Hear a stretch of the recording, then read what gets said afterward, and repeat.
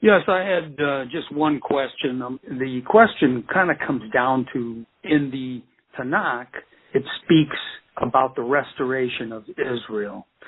In the New Testament, there is nothing regarding the restoration of Israel. I was just wondering if he could kind of give, his reason why this might be. Thank you very much. So the question you asked, in Tanakh, we see that the children of Israel, the Bnei Israel, are going to, because of their sins, they will be driven into exile. They'll be in the land of their enemies far and near. You'll find this in Deuteronomy chapter 4. But one day, they will turn back to Hashem. Leviticus chapter 26. So Hashem promises us that when we're in exile, the children of Israel will turn back to Hashem. They'll repent in exile, and Hashem will bring them back into the land. We find this all over the Jewish scriptures. In fact, we find this in Jeremiah chapter 30, verse 7.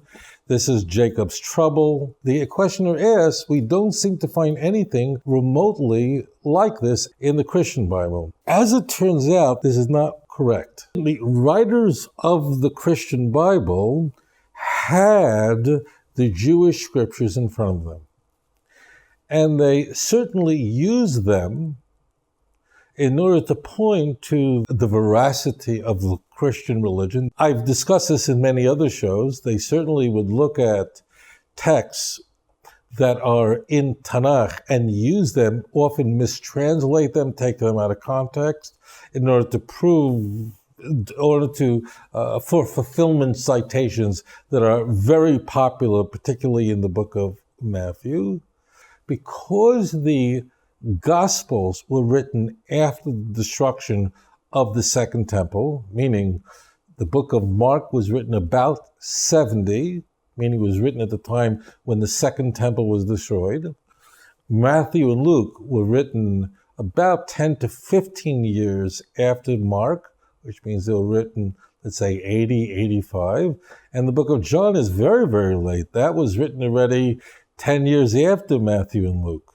So because they already knew about the war that began in 66, and that war lasted until 70 essentially, when the Second Temple was destroyed, they all knew about it. And therefore, they put into the mouth of Jesus that Jesus predicted that there would be a tremendous destruction and the temple would be destroyed. The Gospels are written after the fact. That means they're written in 85, or Mark in 70, they place into the mouth of Jesus back in the first third of the first century that Jesus predicted there will be tremendous destruction and desolation. You'll find this in the Synoptic Gospels in particular. It's almost the exact same words there because Matthew and Luke are both copying Mark. So in Luke chapter 21, it talks about how you will see Jerusalem that is surrounded by armies. We are told that Jesus is saying this at the end of his ministry. That means we are told that Jesus is saying this. This would be like putting in David Koresh's mouth that there's going to be 9/11, even though David Koresh died long before that. And those who are in Judea will flee and they'll run. And then there's going to be terrible days. Here's a big, big prediction that after all these terrible things happen, they will see the Son of Man coming in the cloud with power and great glory. And when they see, that means it's referring to the Messiah, and this is an unambiguous reference to Daniel chapter 7, verse 13, which is talking about the Mashiach, is describing the Messianic age. And when you see the Son of Man, then you will know that finally the redemption is here. And then in verse 32, it's amazing. Someone said the redemption is not anywhere in the Christian Bible. I would posit to you that it is predicted in the Christian Bible. But Jesus, we are told, says, look at Luke chapter 21, specifically verse 32, and truly I tell you, this generation will definitely not pass away until all these things have happened. There it is. So Jesus is addressing the people who are listening to him, and he's saying to him that the destruction of Yerushalayim, but the Son of Man coming with the clouds of heaven, and the restoration and the end of the time of the Gentiles, meaning at the end of the time of those, the Gentiles in this context are those who destroyed Jerusalem, meaning Rome, and the enemy who then vanquished Eretz Yisrael, the land of Israel, Rome. But when that comes to an end, then the time of the Gentiles will come to an end, and then finally you'll have your redemption. Well, this is quite a prediction. As it turns out, this is a completely false prophecy, because the generation very much did pass away, and none of these things happened. There is no human being alive during the first century that saw the redemption and the restoration of the land of Israel in Yerushalayim. Nobody saw the return of the Jews to the land. So as it turns out, the text is using messianic prophecies of an ingathering, the end of the epic of the Gentiles, which means, I just want to explain this so folks who are not familiar with these texts, that the time of the Gentiles is variously interpreted by Christian commentators because there are different doctrines about what happens to the Jews. Just a little point here.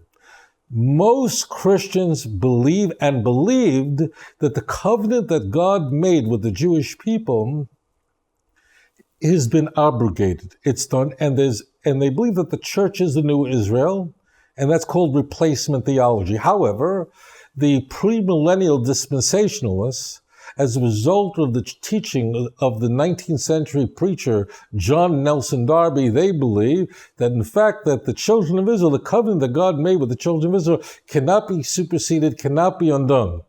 So those who believe in replacement theology, they have a very difficult time with this.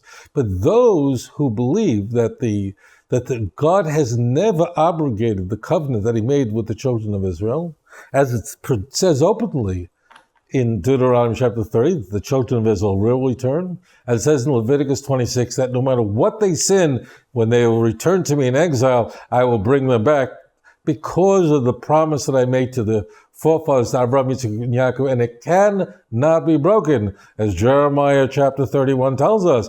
Take a look up at the sky. Do you see the sun? Take a look up at the sky if it's in the night. Do you see the moon and the stars? Could the foundations of the earth be measured? Could the heavens be measured? If these shall pass away, so will Zerah Yaakov, so will the seed of Jacob also will be destroyed. It means it can't happen. It's an eternal covenant that cannot be broken and cannot be undone. So it's important to understand that I am discussing this vis-a-vis these Christians who believe that the covenant with the children of Israel is in place and cannot be broken. Their understanding, therefore, of Luke chapter 21 is that the time of the Gentiles means from the year 70, when ultimately Jerusalem is destroyed by Gentiles. The word Gentile is not a Jewish word. There's no word like that in the Hebrew Bible. It's a Gentile word. Kidding. So, meaning until the final time when the time of the Gentiles is completed, ends, and the Jews return. That's what they mean. If you look at, for instance, the Schofield Bible, any of these Bibles, the Ryrie Study Bible, all the Bibles that teach this premillennial dispensationalism, they all teach the exact same thing. The point is that nothing happened. That means you can copy the Christian Bible, can plagiarize what it says in the Torah, because they all had access to it. They can plagiarize history. They can place in the year 85, the author of Luke can put in the mouth of Jesus a so-called prophecy that he predicted the destruction of the Second Temple. He could say that he could have Jesus, the author, whoever wrote Luke, could speak to an audience and say, he could have Jesus saying that ultimately that this generation will not pass until this unfolds, meaning the redemption, the Son of Man coming with the clouds of heaven. But what happened is this prediction failed. And if it failed, that means Jesus can't be a prophet. Because as we are told in Deuteronomy chapter 18, it openly says that if any person, so-called prophet, who makes any kind of prediction and that prediction does not come to pass, as he has said, he is not a prophet. He's speaking presumptuously in my name.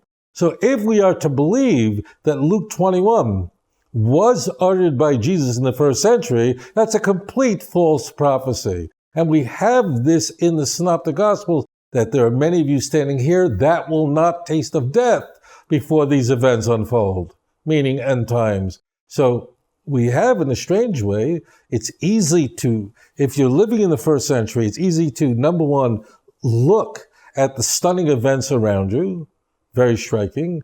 It's not difficult to look at the Torah and see what is going to happen.